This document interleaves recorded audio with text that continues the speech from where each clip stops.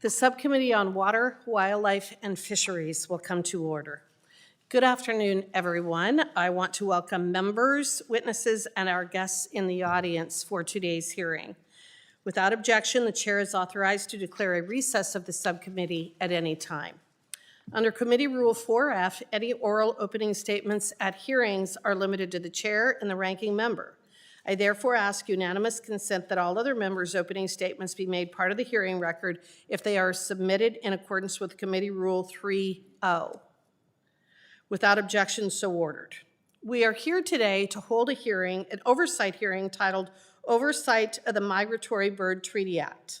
I now recognize myself for a 5-minute opening statement. Today, the Subcommittee on Water, Wildlife, and Fisheries will examine the current implementation and impacts of the Migratory Bird Treaty Act, or MBTA. Migratory birds are an essential part of ecosystems and local economies across the country. From waterfowl hunting in the Mississippi Flyway to bird watching at national wildlife refuges, a way of life for millions of Americans is rooted in migratory birds. It is in this spirit that the MBTA was passed by Congress in 1918 and has been amended subsequently to implement 4 different bilateral treaties governing the conservation of hundreds of migratory bird species. Over the 100-plus year history of the MBTA, serious threats to migratory birds, such as the use of chemicals like DDT, have come and gone, while other threats from building strikes and wind turbines persist. In Wyoming alone, there have been several high-profile examples where wind companies have pled guilty and been fined millions of dollars for the deaths of golden eagles and other protected species caused by their wind turbines. In recent months, I have heard directly from constituents such as the Albany County Conservancy who have grave concerns about the impacts of 2 proposed wind projects in Wyoming. Both of these projects are currently moving forward in direct conflict with various executive and secretarial orders issued by the Trump administration, which is why I have engaged the Trump administration directly, urging them to take a much closer look at these projects, both of which were approved by the Biden administration before they proceed. The impact of power generation and distribution on migratory birds is complex. For example, birds colliding with or building nests on power lines and other energy infrastructure can lead to catastrophic events such as widespread outages or even wildfire. We will hear from one of our witnesses about the legal uncertainty electric utilities face from MBTA implementation that threatens birds, ratepayers, and public safety. I look forward to discussing how we can better protect migratory birds from power generation and ensure utility providers have the tools necessary to safely and responsibly deliver power to our ratepayers. Additionally, the subcommittee has heard in the past that growing and unchecked migratory bird populations have cost millions of dollars for important industries like agriculture and aquaculture. In response, natural resources committees have passed bipartisan legislation such as the Cormorant Relief Act and the Black Vulture Relief Act. The Cormorant Relief Act went on to pass the House of Representatives by a voice vote. Today, we will examine holistically if the MBTA's mechanisms for take adequately account for today's conservation and economic realities. Today's hearing is a function of our responsibility to review all of the major statutes under our subcommittee's jurisdiction. With that, I want to take the time to thank our witnesses for being here today. I do apologize for the late start. We just came off the floor after voting, but I do look forward to a robust conversation. I look forward to your testimony. I now recognize Ranking Member Hoyle for her opening statement. Thank you, Madam Chair. We are here. Many Americans care deeply about our native bird populations, and nearly 100 million Americans consider themselves birders. Bird watching and relating activities generate $279 billion in economic output, supporting 1.4 million jobs and contributing $108 billion in direct spending on birding-related trips and equipment, many of those to Oregon. This isn't a new phenomenon. America has a long history of bird conservation. President Teddy Roosevelt established the first federal bird reservation, Pelican Island, in 1903. Over the course of his presidency, he established 51 bird reservations and 4 game reserves, laying the foundation for the creation of the National Wildlife Refuge System and building a network of land, waters, and wetlands for migratory bird habitat across North America.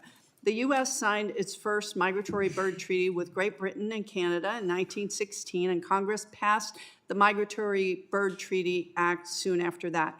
Thanks to the MBTA, the migratory bird one, not the train system in Boston, we've protected native bird populations and their habitat for over 100 years. And the National Wildlife Refuge System has been an integral part of our migratory bird conservation strategy.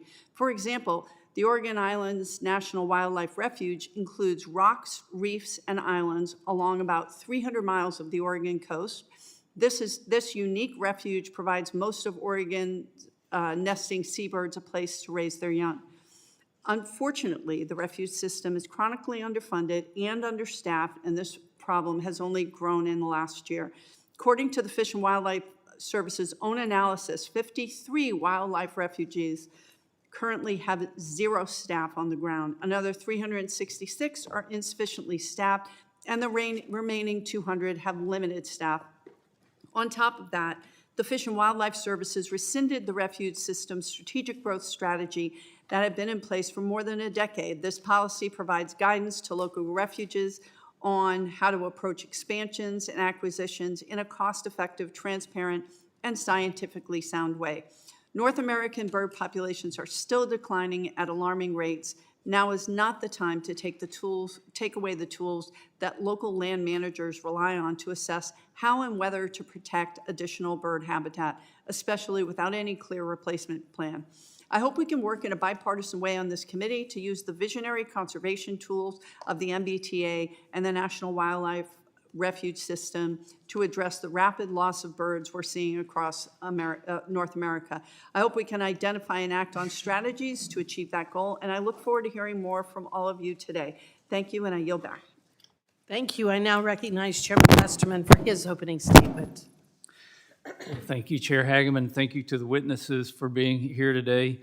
Oversight of our committee's major environmental statutes and their implementation is one of our most important responsibilities, and today we turn our focus to the Migratory Bird Treaty Act, or the MBTA.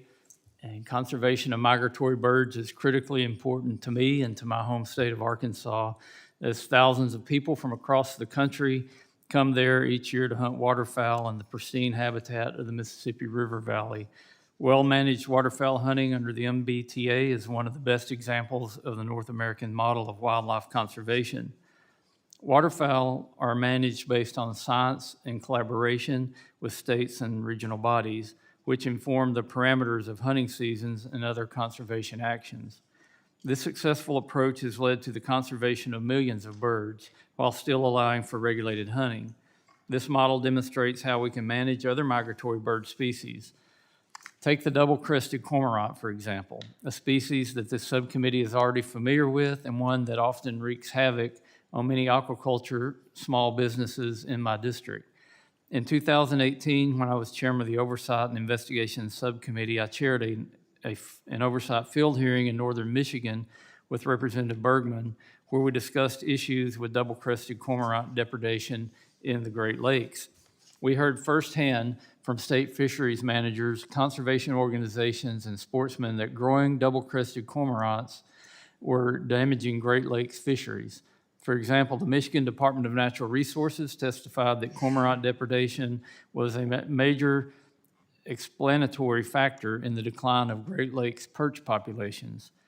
Replacing the current permitting structure for cormorants, which has been described as akin to a game of whack-a-mole, with a management structure that centers around collaboration between states, flyways, and the federal government, would have greater conservation outcomes, and certainly for our constituents who are impacted by these birds. Beyond depredation issues, the legal uncertainty around incidental take of migratory birds under MBTA impacts many industries. The question of whether MBTA's take prohibitions cover incidental take has divided federal courts, and the federal government's legal interpretation has changed with each of the last 3 presidential administrations. Regulations that change after each presidential election create uncertainty for everyone governed by them, and, depending on the industry, can have catastrophic consequences. For example, birds colliding with or nesting on power lines create outages and, in some cases, increased risk of wildfires. The current state of regulatory whiplash only complicates utilities' efforts to mitigate these instances. As the National Rural Electric Cooperative Association put it, quote, "It's impossible for individuals and companies to know exactly what is legally required when otherwise lawful activities result in accidental bird deaths," end quote. Again, I want to thank you to the witnesses for being here today. I look forward to the testimony and to continued discussions, and I yield back.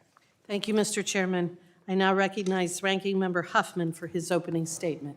Thank you very much, Madam Chair. Our nation's heritage includes billions of migratory birds across North America. And I think we all know how birds have enriched our lives. We hear the music of birds in our backyards. When we see a bird on a family trip, our spirits may soar. We're even entertained and moved to wonder, when we see a seagull snatch a sandwich out of a kid's hand. Birds are pretty awesome things. And in addition to all of that wonder, they provide an awful lot of economic benefit. The agriculture and forest industries save millions every year thanks to these natural pest controllers. A healthy, diverse natural ecosystem depends on birds to disperse seeds, fertilize the soil, and control the spread of diseases. We should never take our fine feathered friends for granted. And we should never use the popularity of bird conservation in cynical ways as a pretext for political agendas that masquerade as bird conservation.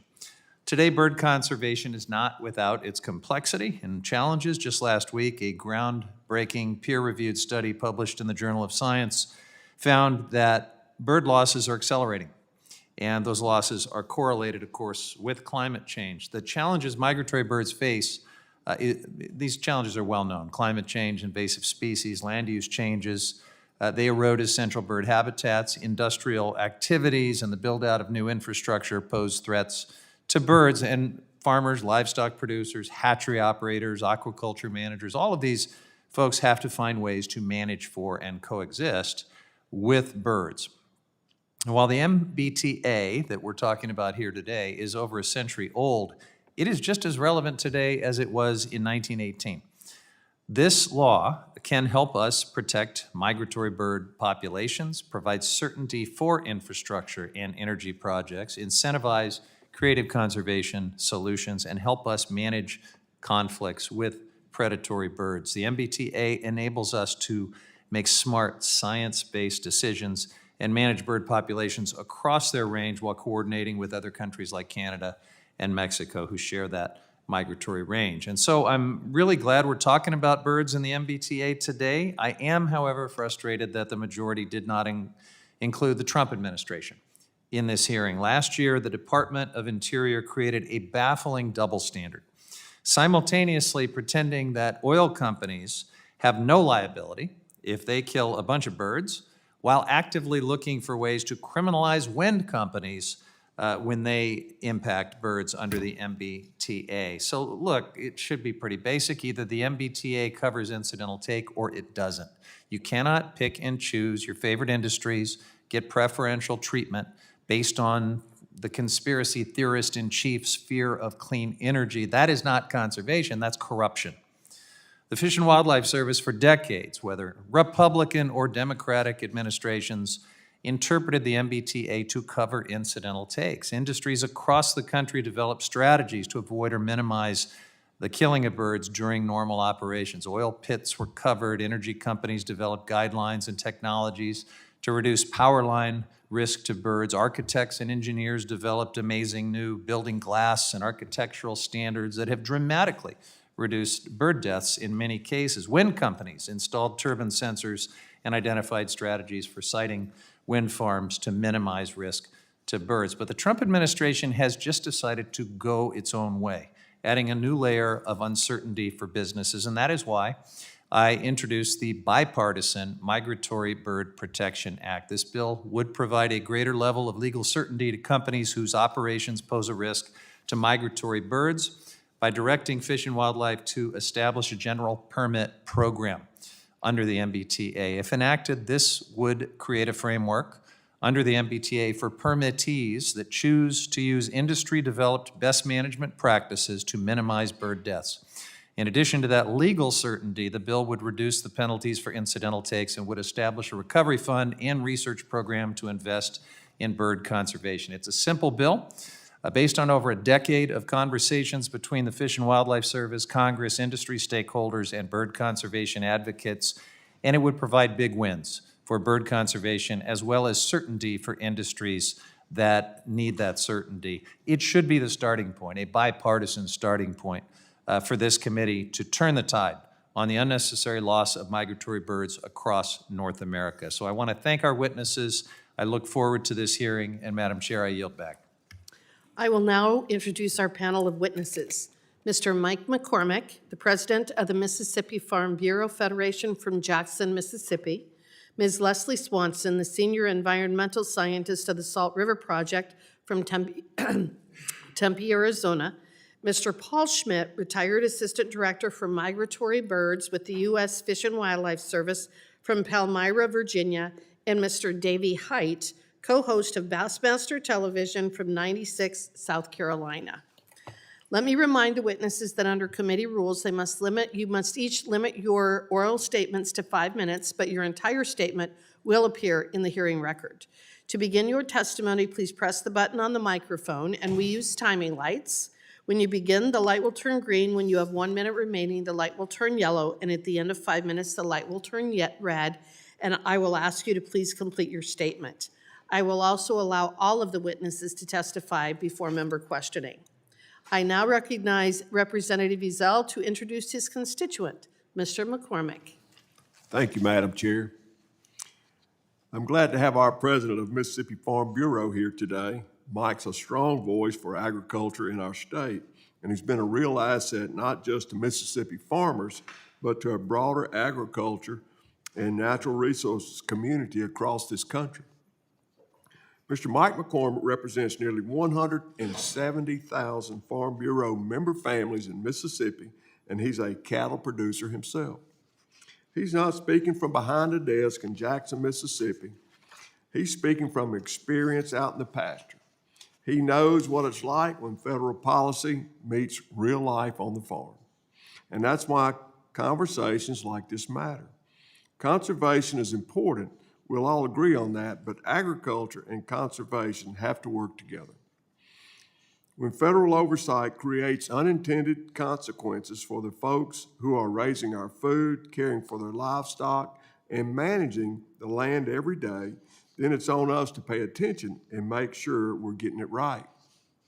We appreciate Mr. McCormick being here today to talk about the importance certain federally protected migratory bird species are having back home in Mississippi, and the very real economic and animal health challenges our producers are facing because of it. We're looking forward to the conversation today, hearing your answers. Thanks again, Mike, and Madam Chair, I yield back. I now recognize Mr. McCormick for 5 minutes. Chair Hageman, Ranking Member Hoyle, and members of the subcommittee, thank you for this opportunity to testify before you today. My name is Mike McCormick, and I am a beef cattle farmer from South Mississippi. I also have the distinct honor of serving as Mississippi as its Farm Bureau president, and we're based in Jackson, Mississippi. One of the most common concerns I hear from my members is a growing conflict between agriculture and the many bird species protected by the Migratory Bird Treaty Act of 1918. I commend you and your leadership in hosting this hearing today to review federal oversight of this important legislation. While we fully support reasonable measures to protect these valuable natural resources, we must develop workable policy that protects the species without causing a major economic hardship for private landowners and farmers. I would like to devote my time today in discussing primarily 4 species that provide a real challenge for the agricultural industry in my state and surrounding areas. One of the most devastating migratory bird species to our state's cattle producers is the black vulture.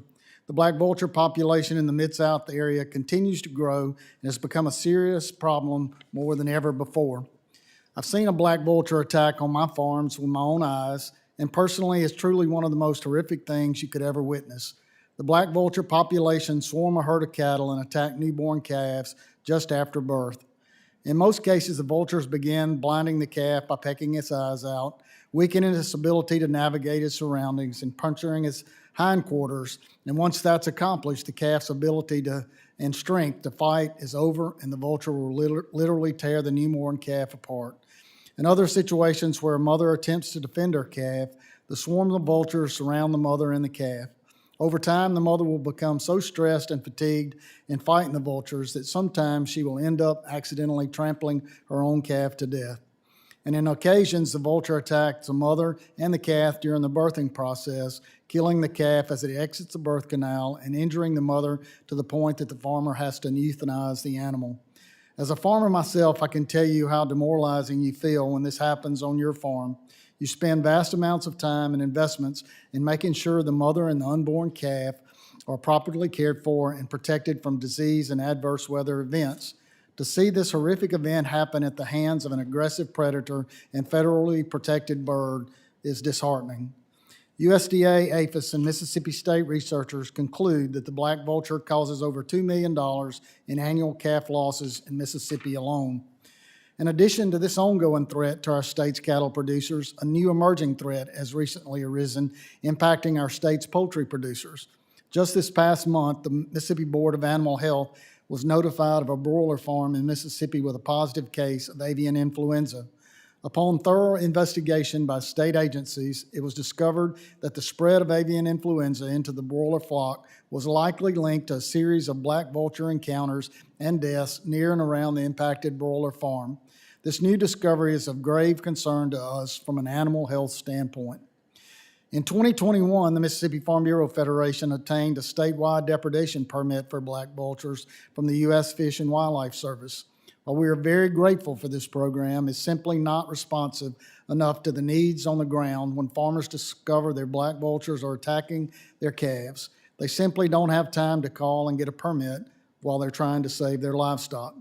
For this reason, I commend the committee in July of 2025 for passing the Black Vulture Relief Act, H.R. 2462, introduced by Representative John Rose and Representative Darren Soto. This is common sense legislation that supports the ability of our farmers to protect their livestock under their care. The double-crested cormorant is a federally protected migratory bird that's also cost our industry and the farm-raised catfish industry millions of dollars over the years. These birds consume fish and spread a host of diseases in the ponds. The average catfish farmer spends $285 per acre on harassment measures alone. The cost of the catfish industry related to bird depredation can be as high as $65 million annually. Despite these efforts, harassment alone does not completely resolve the problems. In March of 2025, Representative Mike Ezel and Representative Benny Thompson, both from Mississippi, introduced House Bill 2293, the Cormorant Relief Act of 2025. We thank the committee for its leadership in passing this legislation and ultimately passing the full House in December 2025. Another pest or that we're dealing with in neighboring states is the black-bellied whistling ducks. They've become a serious problem to our neighbors in Louisiana, with tens of thousands of these birds that have taken up permanent residence on the Mississippi River corridor at our nation's largest ports, causing real threats to international bulk shipments of grains, costing the rice industry more than $3 million annually. Last, the emerging concern that we hear from our landowners across our state are flocks of Canadian geese destroying annual ryegrass fields that are planted for cattle grazing in the fall. Essentially, hundreds of these geese swarm the fields and take out and freshly emerged ryegrass within hours. The field is absolutely level.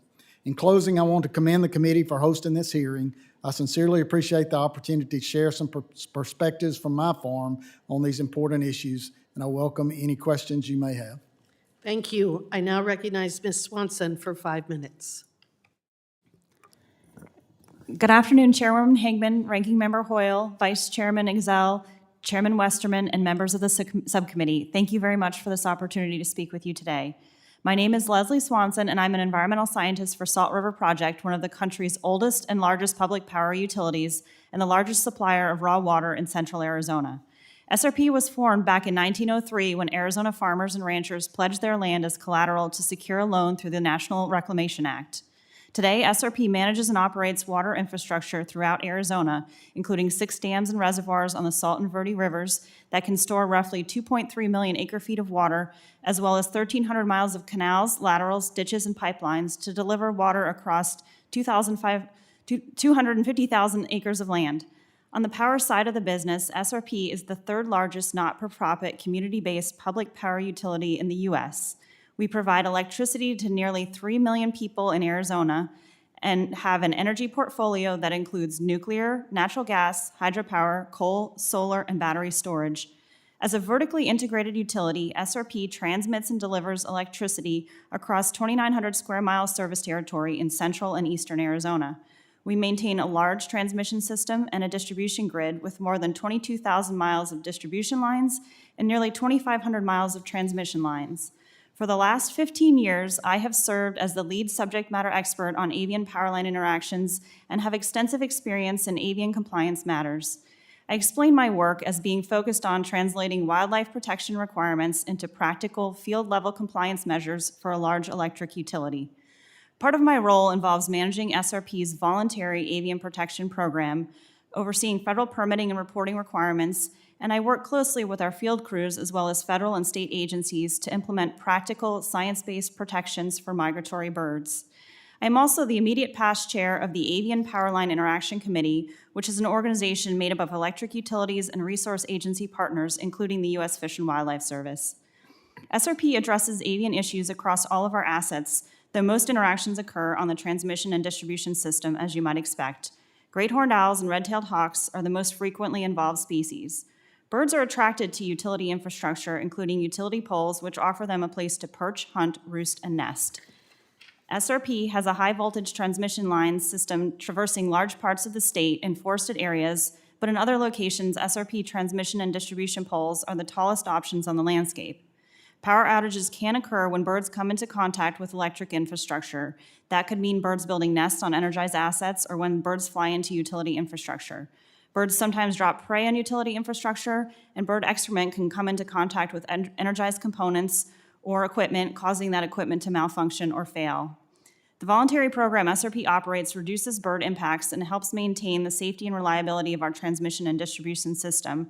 Then there's a series of measures that we implement, not limited to coordinating with local organizations that support avian conservation, such as Arizona Game and Fish, U.S. Fish and Wildlife Service, Audubon Southwest, and Liberty Wildlife, a local rehab group dedicated to wildlife rehabilitation. Over the years, we've been asked to supply bucket trucks to assist with the rescue of a variety of different bird species. Some examples of the types of asks we've received were in the request to rescue a great blue heron tangled in fishing line and dangling from a tree, a request to help remove an osprey trapped in the safety netting at a golf course, and a request to save fledgling red-tailed hawk that got stuck upside down in the crook of a tree. We also assist Arizona Game and Fish in their bald eagle management committee, and we provide bucket trucks every year to help them access nestlings for banding. At the core of all of this is the commitment to protect and preserve our natural resources while at the same time ensuring we carry out our mission of delivering safe, reliable, and affordable electricity and water to our customers. The Migratory Bird Treaty Act, which today protects more than 1,100 species, is one of the oldest wildlife protection laws dating back to 1918, when it was enacted in an attempt to curtail overhunting of birds. Congress would not have anticipated the advancements humans would make over the next 100+ years. This is true for the utility industry. Today, we are facing unprecedented growth and a need to rapidly expand our generation, transmission, and distribution resources.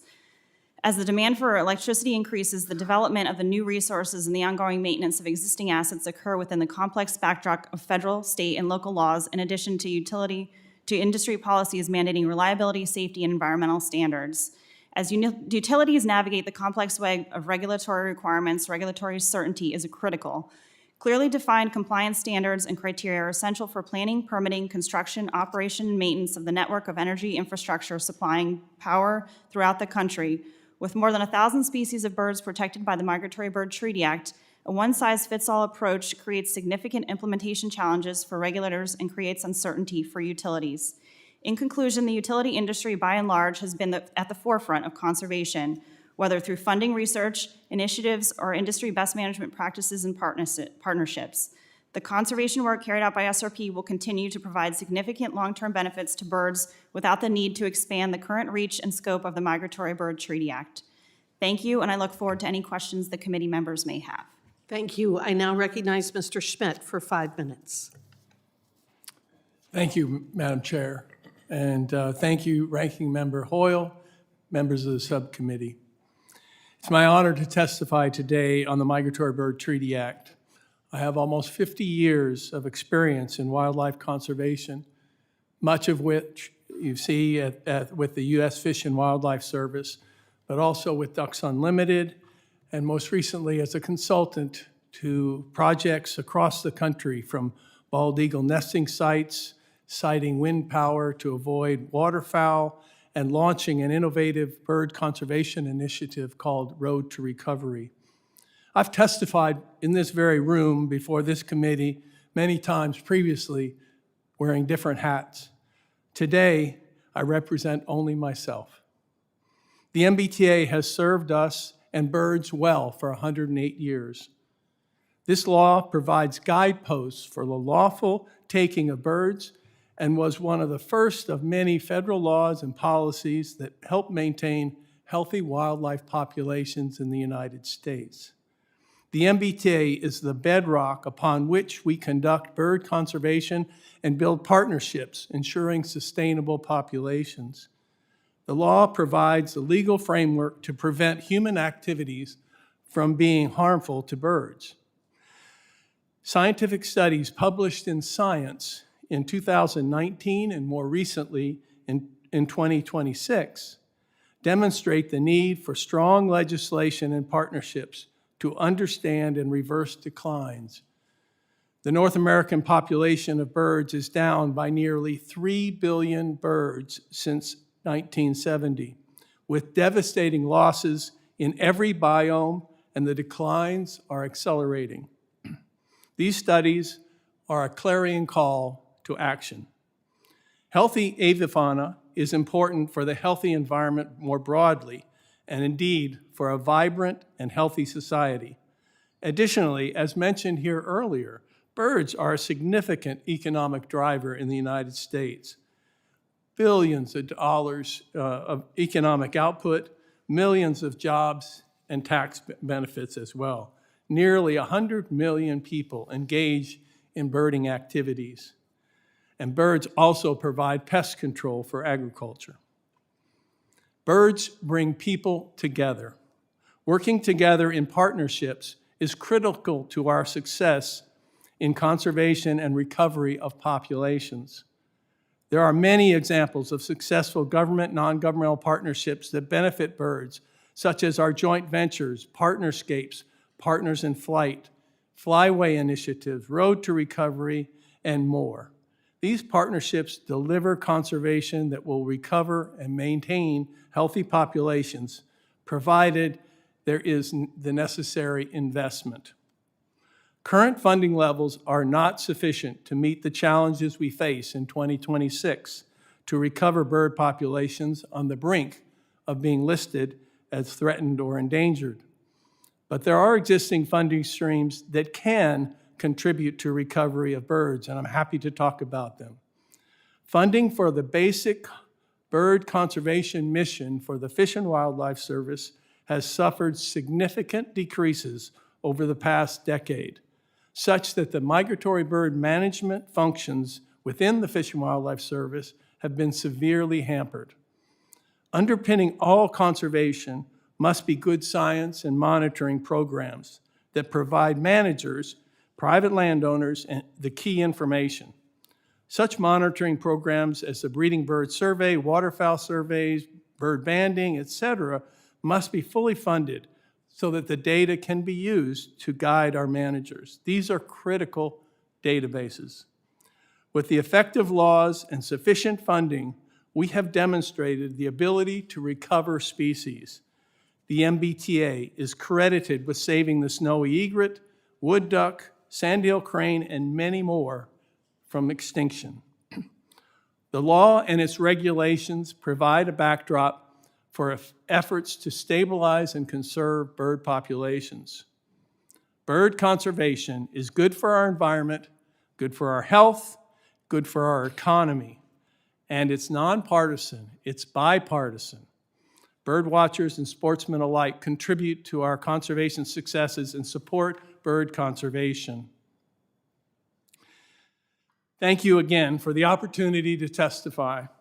I am at your service and ready to help find solutions to the problems vital to Americans and critical to healthy bird populations. I look forward to responding to any questions you may have. Thank you so much. Thank you, and I now recognize Mr. Hite for 5 minutes. Chairwoman Hageman, Ranking Member Hoyle, and members of the subcommittee, thank you for the opportunity to be here today, and thank you to Congressman Wahlberg for bringing this issue to the forefront. My name is Davy Hite. I'm an Army National Guard veteran, a Bass Fishing Hall of Fame member, a Bassmaster Classic champion, and my retirement job, the co-host of Bassmaster Television. Most recently, I was appointed to serve on the board of the South Carolina Department of Natural Resources by our great conservation governor, Henry McMaster. I'm here solely to testify in my personal capacity as a professional fisherman and to share my experiences from the last 30 years on the water, fishing lakes, rivers, and coastal systems all across this country, not on behalf of SCDNR or any other organization I am a member of. I'm here to talk about an issue that reflects both the success of American conservation policy and the challenges that arise when recovery is not followed by practical science-based management. That issue is the management of the double-crested cormorant under the Migratory Bird Treaty Act. Over the course of my career, I've had the opportunity to fish waters across the United States, from Michigan to Alabama, from California to my home state of South Carolina. Over that time, I've watched cormorant populations rebound, which is a conservation success. But I've also seen firsthand how in certain places the success has created real challenges for fisheries, habitat, and other wildlife. When a species rebounds, conservation work does not end, it shifts. We move from recovery to stewardship. And stewardship requires tools to maintain balance across the ecosystems. I began fishing competitively in the 1990s, and through my career in Bassmaster Television, I've spent time on waters all over the country. Over that time, I've seen major changes in fish population, forage availability, habitat quality, and predator dynamics. In many inland lakes and reservoirs, increases in cormorant numbers have coincided with noticeable changes in fish recruitment and availability. These impacts tend to show up most clearly in confined systems, places where fish can't simply move and swim elsewhere. These aren't just angler observations. State agencies and researchers have documented the same patterns. High concentrations of a very efficient fish predator can put real pressure on managing fisheries, and cormorants are extremely efficient fish predators. According to a study done by Clemson University, a single bird can consume up to 8 fish per day, often adding up to several pounds. When hundreds or thousands of birds concentrate on one lake or river, especially in the winter, the kill of predation adds up fast. And when fish populations take a hit, it doesn't just affect fishing. It affects license revenue, conservation funding, and local economics that depend heavily on fisheries. One example from South Carolina helps illustrate this. As mentioned, Clemson did a study on cormorants on the Santee Cooper Lakes in 2018. At that time, about 6,000 birds were wintering there, consuming an estimated 48,000 fish per day. That study was done nearly 20 years ago, during a severe drought and when cormorant populations were lower than they are today. The takeaway is not just the number, it's the predation at the scale, size, overwhelming traditional fisheries management tools like creel limits, size limits, and fish stocking. Those tools are designed to manage angler harvest, not sustain high-density predation by a recovered species. And this is not just a freshwater issue. Cormorants also feed heavily on inshore and near coastal fish species, adding pressure to estuaries that are already dealing with habitat loss and water quality challenges. The impacts go beyond fish. Large roosting colonies can strip vegetation, destabilizing shorelines and degrading islands. I've personally watched islands disappear over the years due to heavy cormorant use. On Lake Murray in South Carolina, we've seen cormorants take over islands that traditionally support our purple martin phenomenon, where over 1 million purple martins roost on their way to South America each year. Those islands have been long-drawn birds estuaries from around the world, enthusiasts from around the world. As vegetation disappears, those habitats are being displaced. This is bird-on-bird habitat conflict, not anglers versus wildlife. Due to past court rulings, states have lost their ability to address, document, cite specific problems. States are not looking to undergo undue conservation success. In my opinion, states need to target science-based flexibility to manage real impacts where they occur. Cormorants are migratory and conditions vary dramatically across the country.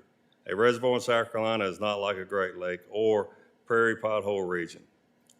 That's why flyway-based approaches like those proposed by the Mississippi Flyway Council make sense. They allow for coordination, accountability, and balance while keeping overall populations healthy. Adaptive management is something we already do for deer, turkey, waterfowl, and fish. Migratory birds should not be an exception when science supports that action. I'll close with this. The recovery of the double-crested cormorant is a conservation success story, but unmanaged success can create unintended ecological consequences. After more than 30 years on the water, I'm confident that balanced, science-based management produces the best outcome for fish, birds, habitat, and people who enjoy our great American outdoors. With thoughtful oversight, the modernized implementation, the Migratory Bird Treaty Act can continue to protect migratory birds while also preserving healthy fisheries and ecosystems. Thank you. I look forward to any questions. Thank you. I want to thank each of the witnesses again for being here today, for traveling here, and for sharing your testimony. I'm now going to recognize the members for 5 minutes of questioning, and I'm going to begin with myself.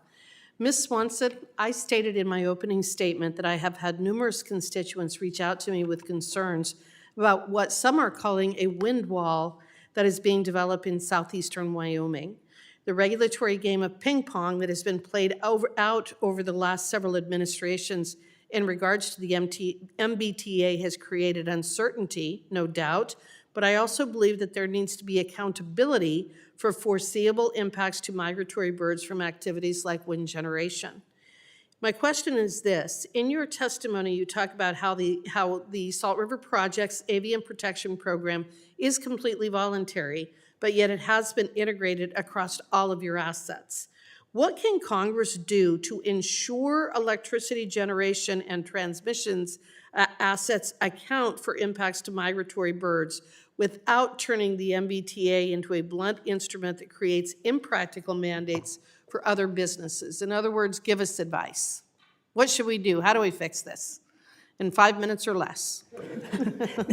Thank you, Chairwoman. 3 minutes, I've got other questions.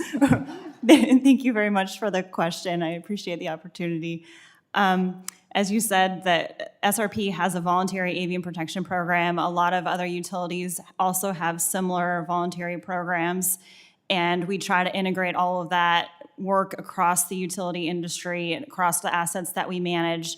And while I can't speak to specifics, I think the flexibility is there, and we acknowledge that human infrastructure does impact birds, but it isn't a one-size-fits-all solution. There are smaller cooperatives out there that may not have the staffing and the manpower that some of the larger investor-owned utilities do have. And so we look forward to continuing to work with the agencies as we try and explore solutions that may help us progress this issue forward in a reasonable manner. So thank you. I think flexibility is important. And Mr. McCormick, I'm going to talk to you. I grew up on a ranch as well and understand the impact of what can happen in these situations. When a rancher walks out to a pasture and sees a flock of 20, 30, or sometimes even 50 black vultures actively attacking a newborn calf, what would be their immediate priority? I think you're called as a rancher to be a good shepherd, and your first response is to protect that baby calf. You don't have time to think about getting a depredation permit. You don't have time to think about anything else. You just want to get the buzzards away from the baby calf so the mama can have her baby back.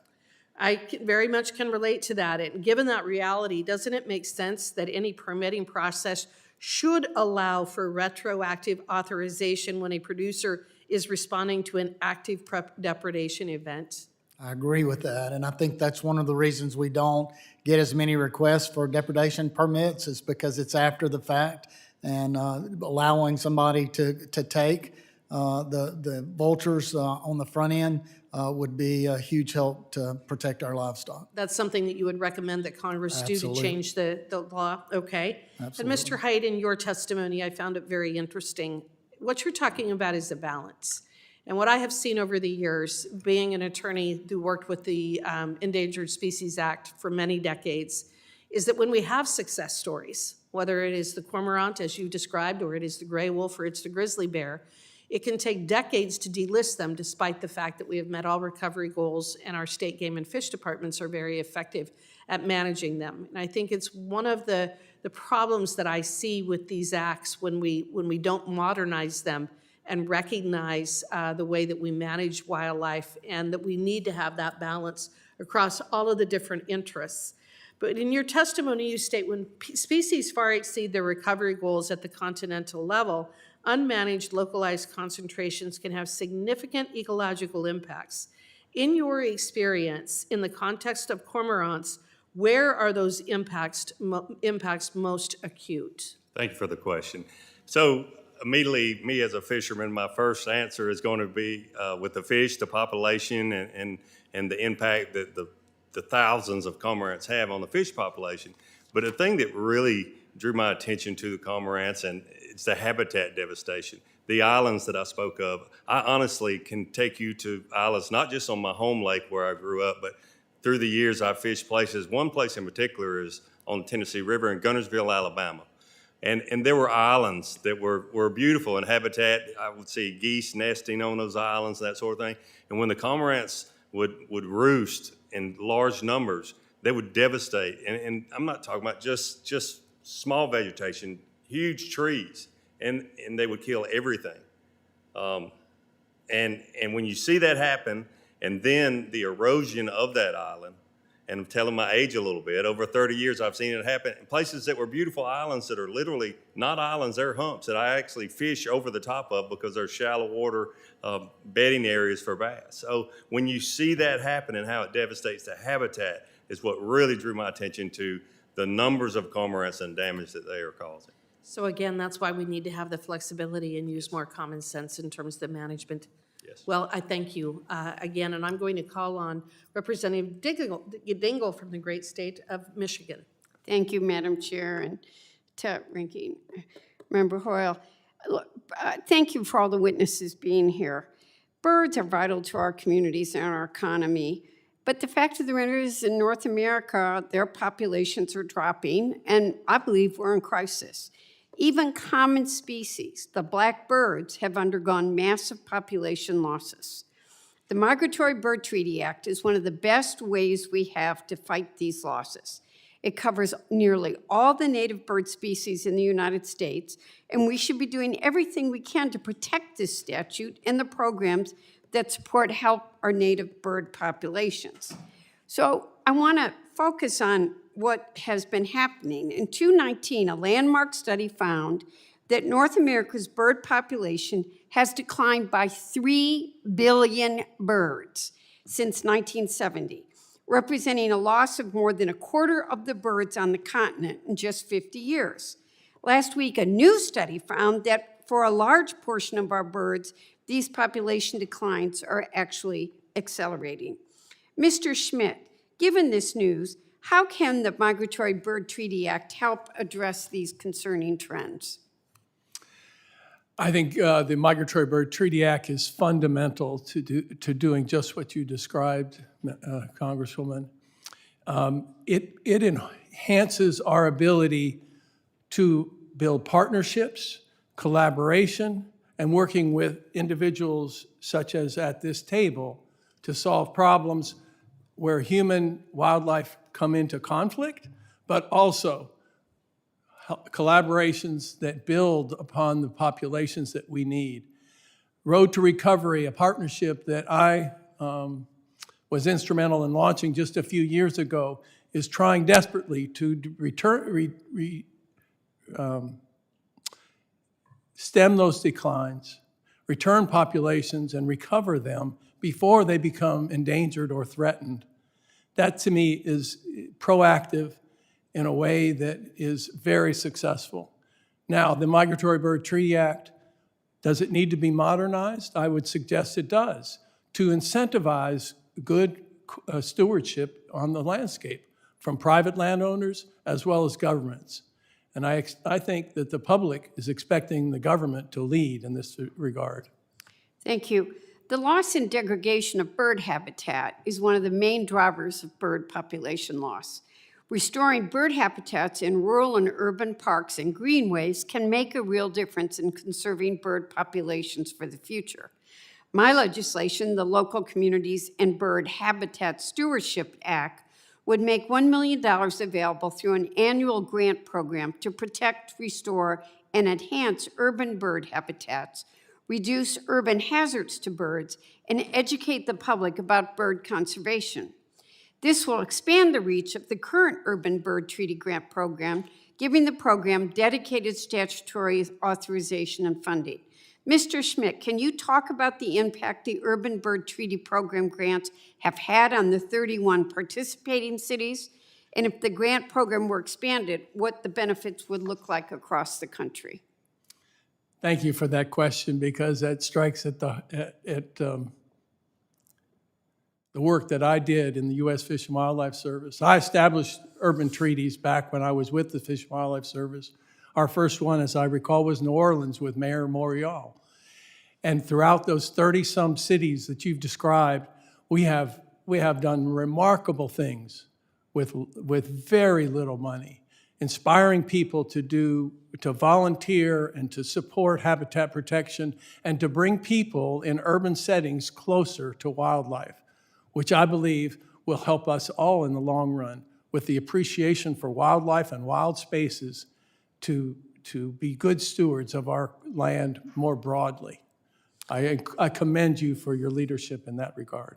Thank you again, and I'm out of time, so I want to thank all of our witnesses again for being here and remind people about what an important role birds play in our ecosystems and everyday life. My bill that I'm talking about has received support from the hunting community, conservations alike. It's endorsed by the American Bird Conservancy, Ducks Unlimited, the National Audubon Society, and the National Wildlife Federation. So I ask my colleagues to join me in supporting this common sense legislation to benefit future generations, and I yield back, Madam Chair. Thank you. The chair now recognizes Representative Wahlberg for 5 minutes. Thank you, Madam Chairman. And thanks to the panel for being here. I have the privilege of representing a district in southern, central, eastern, and western Michigan, with Lake Michigan and Lake Erie as being two lakes in my district, as well as multiple inland lakes, waterways, rivers, streams, and a great fishery it is, as well as a great place for the bird population. The double-crested cormorant, of course, is a bird that's listed under the MBTA.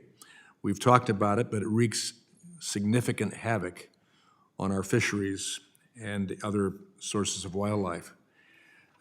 It's great to see how it has been restored, but as has been noted, it is now a bird that needs some stewardship. Studies from the state of Michigan indicate that there are over 230,000 double-breasted cormorants around the Great Lakes, each being capable of eating 1 pound of fish per day or more. According to Michigan DNR, that equals more than 77 million pounds of fish per year, and that's, I believe, a serious issue. Mr. Hite, it's good to see you. When I grow up, I want to be just like you. I appreciated reading through your written testimony, and I agreed with so much of what you presented about the dire situation that we're in.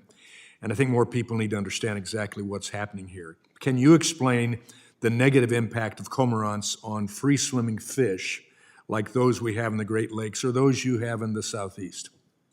Thank you, Congressman. The free-swimming fish you're talking about, these cormorants feed on, I was a professional angler for 24 years. I'm never a fisherman, a predator. I probably don't need that, but that's better. They're great fishers, and they're predators, and they obviously, when they get on a small body of water where the fish can't simply just swim away, they will devastate. I have a close friend that has a 40-acre lake that he lives on, and in 2 years, they devastated the fish population in that 40-acre lake. But they're great hunters. They're great at what they do, and the numbers that you talk about, when they get in large numbers, they herd groups of fish into shoreline areas and feed on them. So they are just great fish predators that they find a way to feed, like you mentioned, up to a pound and a half of fish per bird per day. 77 million pounds is astonishing when That's you a lot of think fish. about that. Yes, sir. That I couldn't catch. You also note in your testimony there's a need for targeted management. In your opinion, as you mentioned toward the end of your testimony, how would a flyway council modeled approach improve management of the cormorant? Well, I think you said it right there, basically. It's just the local and state agencies working together, and with the flyway model, we've seen that have success with other birds, with other ducks. As the chairwoman mentioned, I think a balance is what we all look for. I enjoy seeing, believe it or not, the double-crested cormorant, but when you see thousands and thousands of them, you know there is an issue there. When you go to some of these areas and see, like you mentioned, hundreds of thousands of birds that are feeding on these fisheries that we did not see 30 years ago. It's funny how as a child you remember certain things when you're very young. I remember being with my dad hunting when I saw my first cormorant. I remember that because it was very unusual, and he told me what it was. I was 5 or 6 years old. But now when I go to those same areas on those same lakes and I see thousands and thousands of them, there's an issue. And in the end, I think it'll have an impact, I would assume, from history, it'll have an impact on the cormorants as well. Yes. When left totally undeveloped and unstewarded, as it were. Thank you. Mr. Schmidt, in a 2003 article which ran in the Los Angeles Times, you were quoted as saying, the cormorant, and I quote, "The cormorant has had a significant negative effect in some areas." Do you still believe that the cormorant has had a significant negative effect in some areas, especially like those of the Great Lakes? Yes, on fish populations, I would say so, and also, as mentioned, on some localized habitat issues where they impact the vegetation and other nesting areas for other birds as well. And that's certainly something that I think we could join together in a bipartisan way, and in not only political bipartisan, but fishermen, duck hunters like me who see cormorants flying across the sky, and people who love watching birds and watching flora fauna along the lake shores and other places that we could come together on. So I believe there are tools available to use to control cormorants in particular areas where they're having impacts. I think one of the issues, if I can, is funding for the agency that's responsible for this has been devastated over the past decade. And they need staffing to help fishermen and help local communities deal with these problems. I appreciate that, but I also think we ought to make sure we talk to the fishermen and the farmers and all the rest and take some of their advice, because I think there's some practical ways they can handle this with common sense. So thank you. I yield back. Thank you, and I now recognize Ranking Member Hoyle for 5 minutes. Thank you, Madam Chair. Mr. Schmidt, we've talked a lot about common sense, and I know that we can work in a bipartisan way, especially with hunters and anglers who really do so much in terms of conservation. And I'd just like you to talk about some examples of how the Migratory Bird Treaty Act has encouraged partnerships and collaboration, and also help proactively address threats to birds and reduce the need for more listings under the ESA. Thank you for that question. I think there are many examples of partnerships that have been spawned by the MBTA, and it goes back to efforts to develop best management practices to cover oil pits, open oil pits that were attractive nuisances and death traps to birds. But it's been advanced into other industries as well, such as power lines, as you've heard today. The Avian Power Line Interaction Committee, which I sat on from the agency perspective years ago, is a great example of where together you can collaborate to develop avian protection plans that not only deal with the impacts, hopefully, to the industry, the power generator, but also recognize the importance of birds at the same time and develop a proactive, incentivized program to benefit birds and power.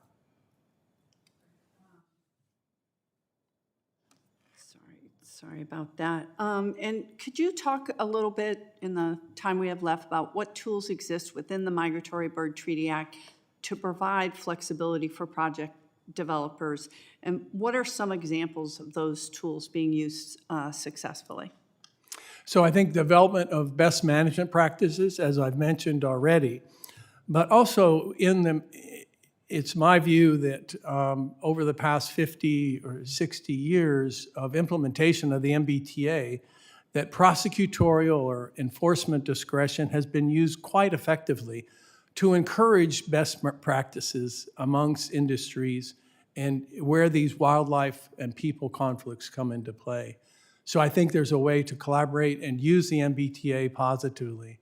And as I mentioned earlier, modernization is welcomed and this subcommittee and the committee has attempted to try to do that in recent times, and I hope you're successful in doing that for the benefit of all of us, as well as the birds. Great, thank you, and I yield back. The chair now recognizes Mr. Ezell for 5 minutes. Thank you, Madam Chair. Mr. McCormick, based on your testimony, you mentioned the serious and ongoing challenges that double-breasted cormorants pose to the Mississippi catfish industry. As you know, I introduced the Cormorant Relief Act of 2025, which would require the Department of Interior to reissue the depredation order allowing aquaculture producers to take cormorants that are actively harming their facilities. Can you explain how reissuing the depredation order as proposed in the Cormorant Relief Act would provide timely relief to catfish farmers, and why current harassment and permitting tools just aren't enough? Thank you, Congressman. The harassment tools are just not enough. The birds are smart. They know that they're not in danger. The trucks circle the ponds. As soon as they go across, then the birds come right back. It's a big issue. The farmers have very little tools at their disposal to keep the harassment up, to make it any effective at all. They can use some noise, some carbide cannons type thing to scare them off. But it's a good place for them to be. It's a lot of fish there. And I think if you look at your background in law enforcement, you know that if somebody owned a small business and they were getting broken into every day and somebody was stealing a good portion of their inventory, they're not going to be in business very long. Right. Those fish farmers are the same way. That's their inventory. The profit margins are slim, and they need to be able to protect their crop. And being able to take through your updated your bill that badly needs to be passed is the only way that the farmers will truly have some protection against these predators. Thank you. You mentioned rising issues with the black-bellied whistling ducks affecting grain export terminals and rice production, as well as the Canadian geese damaging ryegrass forage and contaminating cattle water sources. From your perspective, what should Congress know and how should we consider updates to the federal oversight under the Migratory Bird Treaty Act to make sure we strike the right balance between wildlife protection and protecting American agriculture and food infrastructure? Thank you, Congressman. I think what I'd like to say is I have a little bit different view on these species that we're talking about, because I don't see them decreasing. I see their populations increasing. I also see a different pattern with these birds, especially the whistling ducks and the geese, is they're no longer migratory. They stay in Mississippi and surrounding states the whole time. They winter and summer there. So the opportunity for them to do much more damage to our crops, the ducks, to commerce of moving the grain around the world is just increasing exponentially. So I see an ongoing pattern of these birds increasing in population with very little tools to defend ourselves from them. Thank you, and thank you for coming today, and thank you for all the witnesses. Madam Chair, I yield back. Thank you, Chair Congressman. now recognizes Representative Malloy for 5 minutes of questioning. Thank you, Madam Chairwoman. Mr. McCormick, I'm going to keep you in the hot seat for a little bit longer. I was listening to you talk about what the black vultures do to calves, and it reminded me of stories I keep hearing from sheep producers in Utah about ravens, birds that are also protected, and they can predate newborn sheep. And they're already having a hard enough time making a living, making ends meet in the sheep industry. And now one of the factors that they can't control is a bird that we've protected. And it makes me think, do you think in 1918, when Congress passed the Migratory Bird Treaty Act, I think they were trying to make sure that we didn't hunt birds into extinction for their feathers that were fashionable at the time. Do you think they could have possibly intended to put farmers out of business just because we can't do anything to manage these populations? Thank you, Congressman. I don't think so, because I've seen over my lifetime as a rancher these birds changing their characteristics. For a vulture, they were always known to just eat dead animals, but now over my lifetime they have come really good at being predators, and I'm sure the ravens are the same way. That they probably had other things that they fed on back in the day, but they probably have learned. They're very smart birds. That hey, there's something out there for us to eat. There couldn't have possibly been those type of problems back in 1918, and I do think it needs to be reviewed. Yeah, I think you're right. And I hear everybody here asking for flexibility, and that seems like a really logical, reasonable request. Mr. Schmidt, I want to pull you into the same type of conversation. So similarly, in my district in southern Utah, we have threatened Mojave Desert tortoises, and their eggs are vulnerable to predation by ravens. And again, the ravens are protected, but so are the tortoises, and we're trying to do all these things to control what people are doing to make sure we're not harming tortoises, and yet we have this problem with the ravens. I know your background is in Fish and Wildlife Service. Do you think more flexibility with how we manage the ravens would help us with some of the other issues that Fish and Wildlife Service is trying to manage? I'll speak to it without firsthand knowledge of the issue you're talking about, but I think flexibility is important in the management and adapting some of these laws. And so I can't disagree with the premise of your question. I would say this, that evidence shows that the vast majority of the 1,000 species that are covered by the Migratory Bird Treaty Act are decreasing at an accelerating rate. That tells me that the human environment, more broadly, is having a dramatic effect on bird populations. So we need to understand that and deal with it. But there are these few species that we've been focused a lot of attention on today that have incredible adaptations, and they've adapted, like the double-crested cormorant, perhaps ravens, certainly Canada geese, have all adapted to the human environment pretty well, pretty successfully, frankly, and have demonstrated impacts in localized areas. And the case of the tortoise and the raven is probably a really good example. I'd have to know more about it, but I would say we need flexibility to manage the declining populations as well as the overpopulations. It's a paper, it's a study I paper wrote an author on many years ago, actually, forecasting these problems. Thank you. So similarly, Ms. Swanson, you talked about, the very foreseeable conflicts between transmission and birds. And from what I hear you say, you're asking for flexibility. Could you just talk a little bit about how flexibility would make it easier for you guys to manage? Sure. Thank you very much for that question. And I think over the last 50 years, we've seen fluctuations in the application of the Migratory Bird Treaty Act. And the utility industry as a whole, we plan long-term, so it's very hard to plan and account for the ambiguity that we've seen and the changes that come across, and we're trying to have that regulatory certainty so we know what path to move forward on. So I think that's kind of what we're looking for to help us move forward as our industry continues to expand. Thank you. Mr. Hite, I was going to ask you a question, but I'm out of time, so I will just tell you quickly. I have a staffer who's kind of obsessed with birds and is really excited about this hearing, and he told me he saw 2 cormorants this morning out of his window of the metro on the way to work. So I don't know if that's as special of a memory as you have with your father fishing, but they are definitely more common than they used to be, and I will yield. They were riding the metro? I don't know. That's for details. They're adapting. I now call on Mr. McDowell for 5 minutes of questions. Thank you, Madam Chairwoman. Mr. Hite, when your dad took you on the lake for the first time, had you ever duck hunted at that point? So, I don't think, if I misspoke, I apologize. Excuse me. If I misspoke, I apologize. It wasn't my first time on the lake with my dad.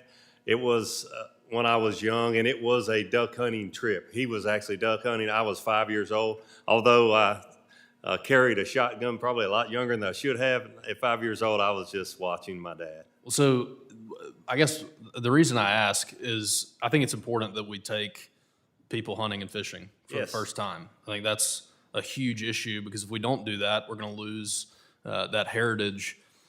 But when I take somebody hunting for the first time, which I try to do as often as I can, I don't get to nearly as much anymore because the speaker doesn't set the calendar around duck season.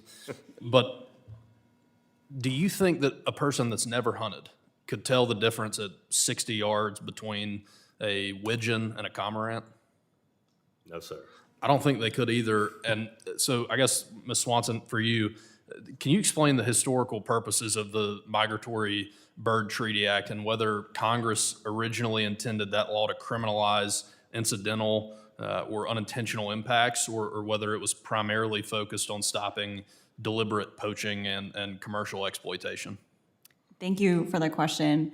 I can't speak to the intent of the previous Congress, but I would say that, similar to my testimony, the environment has changed, the human environment has changed a lot since 1918, and I don't think there was any expectation or even visibility of some of the growth in some of the industry and the challenges that have evolved and the directions where the human environment has gone. And moving forward, if we do want to continue these conversations and figure out a path forward, I think most of the industries are probably very willing to step up. I know the utility industry is, and I'd be happy to talk to folks and be a resource to try and come up with a path forward. But it's going to continue to change, so I think we have to be flexible, as I said before. Sure.